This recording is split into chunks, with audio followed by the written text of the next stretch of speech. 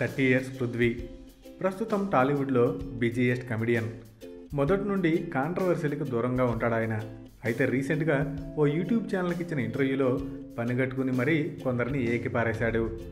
ఇండస్ట్రీలో మేము లైంగిక వేధింపులకు గురయ్యాం అని నోటుకొచ్చినట్లు మాట్లాడిన లేడీస్ దగ్గర నుండి జబర్దస్త్ షోలో ఓవర్ యాక్షన్ చేసే చోటామోటా కమెడియన్స్ వరకు అందరి గురించి మాట్లాడాడు పృథ్వీ. సినిమా లేదా టీవీ ఫీల్డ్లో ఉన్న ఆడాళ్ళు ఇంటర్వ్యూల పేరుతో కెమెరా ముందుకొచ్చి నోటుకొచ్చినట్టు అడ్డదిడ్డంగా అన్నం పెట్టే ఇండస్ట్రీ గురించి మాట్లాడుతున్నారు.